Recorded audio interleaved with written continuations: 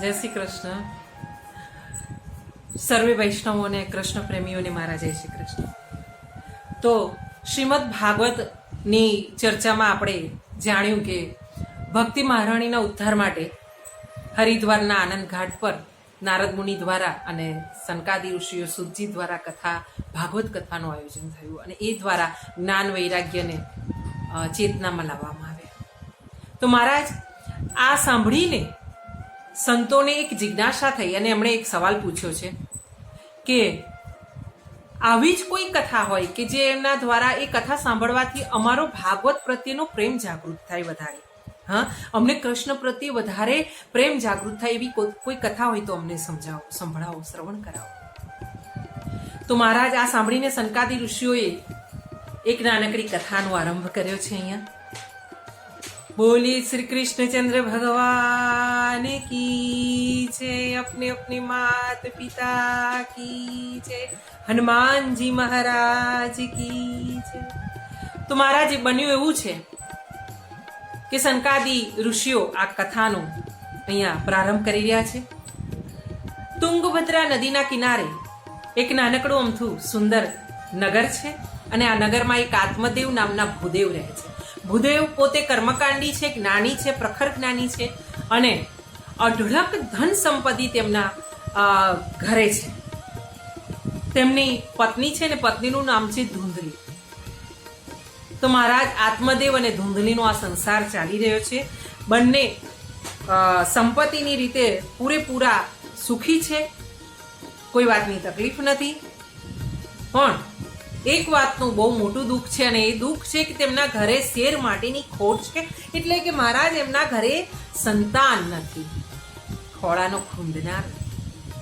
અને આ વાતનું દુઃખ સૌથી વધારે આત્મદેવને પોતાને છે. એમને એમ છે કે પુત્ર વગર ભૂ નામના નરકમાંથી મને કોણ ઉદ્ધાર કરશે મારો. અને કહેવાય નહીં કે જ્યારે બ્રાહ્મણ ભૂદેવો પોતે કર્મકાંડ કરતા હોય ને બીજાને ઉપદેશ આપતા હોય તો પછી પોતાના માટે તો એ વિચારે જ ને.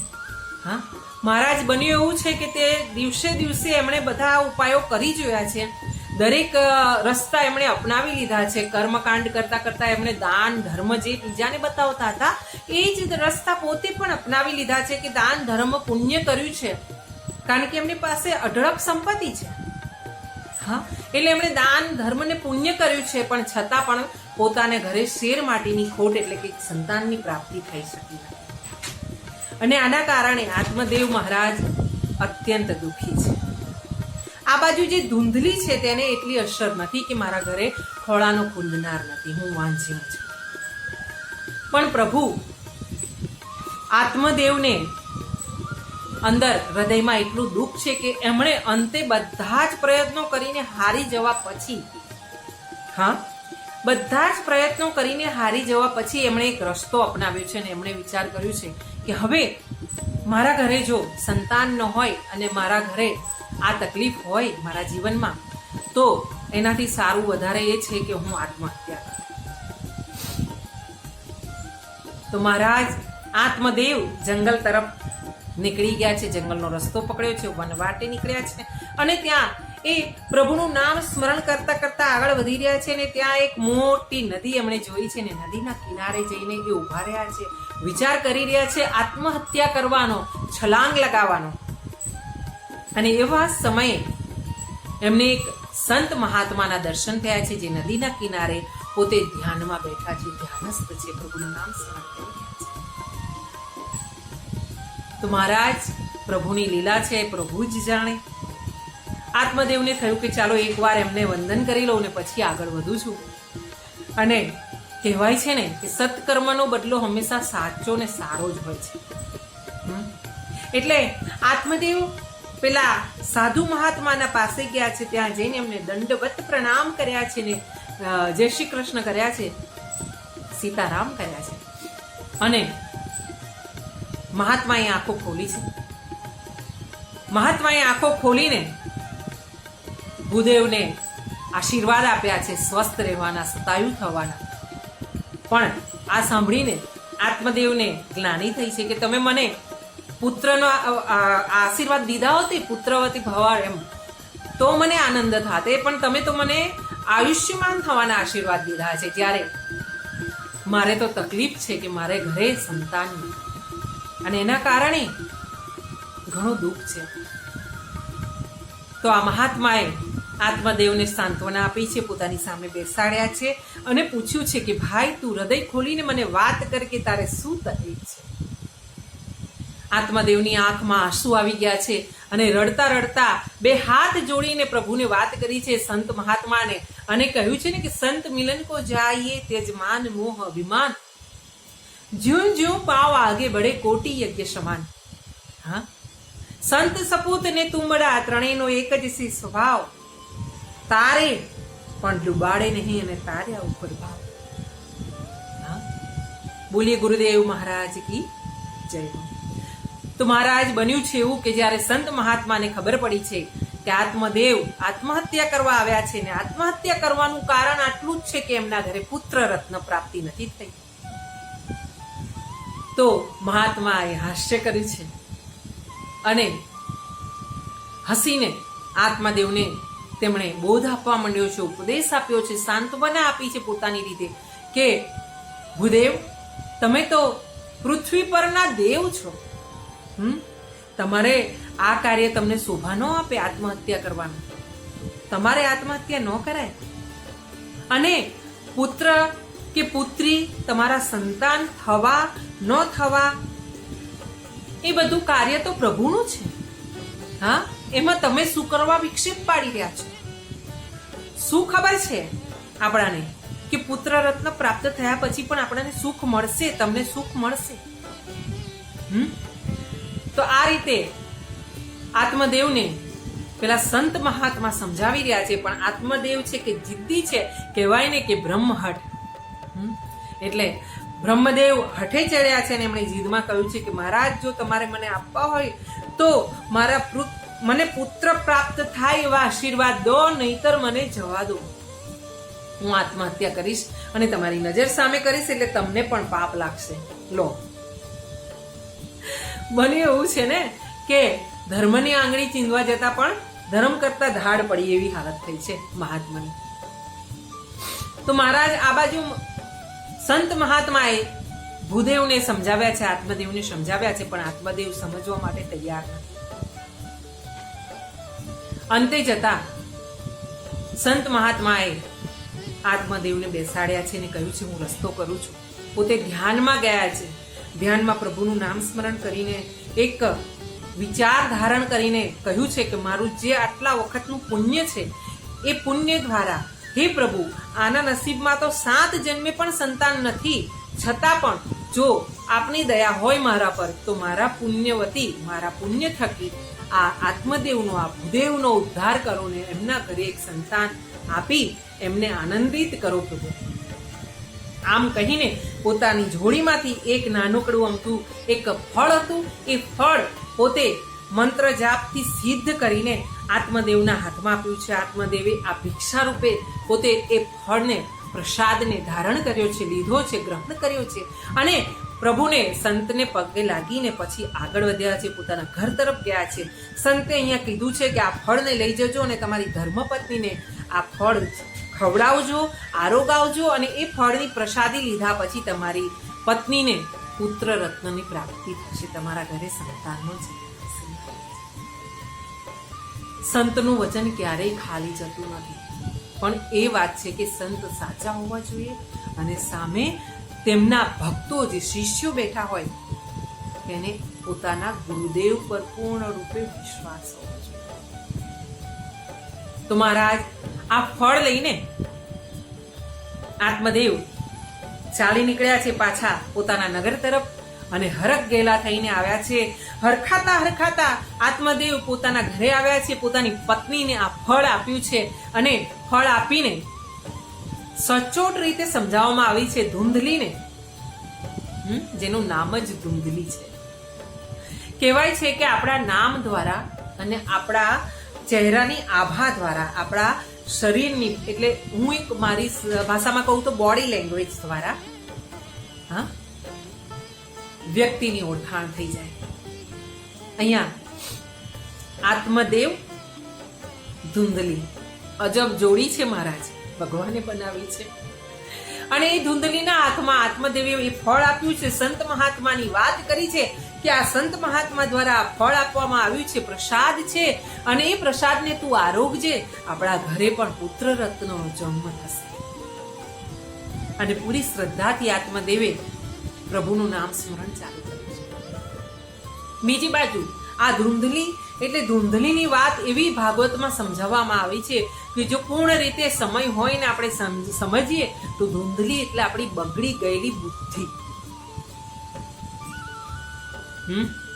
અને આત્મદેવ એટલે રસ્તો ભૂલેલું જ્ઞાન. હું મારી રીતે કહું તો ધૂંધલી એટલે આપણી બગડી ગયેલી ભ્રષ્ટ થયેલી બુદ્ધિ. તો મહારાજ અહીંયા એવું બન્યું છે કે ધૂંધલીને આ ફળ લીધા પછી એકાંતમાં બેઠી છે, પોતાના રૂમમાં બેઠી છે, ઓરડામાં બેઠી છે મહારાજ, અને એ વિચાર કરી રહી છે. શું વિચાર કરી રહી છે? કે જો હું ફળ આરોગી જઈશ અને મહાત્માના આશીર્વાદથી કદાચ મને પુત્ર રત્નની પ્રાપ્તિ થશે, હું સગર્ભા થઈશ તો મારું પેટ વધશે, પેટ વધશે તો મારો દેખાવ ખરાબ થઈ જશે, અને પેટ વધશે અને માનો કે કંઈ ન કરવાનું ન થવાનું થશે, ભગવાન ન કરે ને મારા ઘરમાં આગ લાગશે, અગ્નિ પ્રકટ થશે ને આગ લાગશે, અને આગની લપટો એટલી બધી વધારે હશે કે હું મારું પેટ મોટું હોવાથી, બાળક પેટમાં હોવાથી દોડી નહીં શકું, તો હું મરી જઈશ. આને કહેવાય ભ્રષ્ટ બુદ્ધિ. હા, પ્રભુએ આપણાને ભાગવત દ્વારા અને સંતોએ વ્યાસ મુનિએ ભાગવત દ્વારા આપણાને એટલા બધા જ્ઞાનમય અને એટલી બધી બુદ્ધિને સતર્ક કરવાના રસ્તા બતાવ્યા છે, પણ આપણે જો ચાલી ગયા તો ઠીક છે. ભાગવતની એક વાત, એક શ્લોક પણ આપણે અગર ગ્રહણ કરી લઈએ ને આપણા જીવનમાં, તો આપણો ઉદ્ધાર દુનિયામાં કોઈ રોકી ના શકે. આપણી પાસે એવું પરમ શસ્ત્ર છે ભાગવત, અને એનાથી પણ મોટું શસ્ત્ર છે શ્રીમદ ભાગવત ગીતા, જેમાં ભગવાને પોતે ખુદ કહ્યું છે, મારા ગોવિંદે, કે હું ભગવાન છું, હું પૂર્ણ પુરુષોત્તમ છું, હું તમારો ઉદ્ધાર કરી શકું. મારા પર વિશ્વાસ કરો, તમારું જીવન મને સોંપો. પણ આપણે એ કરતા નથી. તો મહારાજ બન્યું છે એવું કે ધૂંધલીએ આવો વિચાર કર્યો છે કે જો મને ગર્ભ રહેશે અને પછી પ્રસૂતિ થશે તો એની અસહ્ય પીડા થશે, અને પ્રસૂતિની પીડાથી મારાથી સહન નહીં થાય તો હું મરી ગઈ તો પ્રસૂતિમાં મારો જીવ ગુમાવીશ. અને કદાચ મને બાળક થશે, પ્રસૂતિ જો હેમ ખેમ પાર પડી જાય ને મને બાળક થશે તો એને સ્તનપાન કરાવવું પડશે ને એમાં મારું સૌંદર્ય લૂંટાઈ જશે. એ આજની બહેનો માટે આ બધી વાતો છે કે ઘણી દીકરીઓ એવી હોય છે કે જેમને ત્યાં બાળક હોવા પછી સ્તનપાન નથી કરાવતું. તો મહારાજ આ વિચાર કરીને ધૂંધલીએ એટલે ભ્રષ્ટ બુદ્ધિએ પોતાની વિચારધારાઓ, તર્ક એવા ચલાવ્યા છે, અને પછી એ જ સમયે ધૂંધલીની બહેન ત્યાં આવી છે, અને એની બહેને ધૂંધલીને પૂછ્યું છે કે બેન, તારે ઉદાસ થવાનું કારણ શું? તું વિચાર કેમ કરી રહી છે? શું તકલીફ છે તને?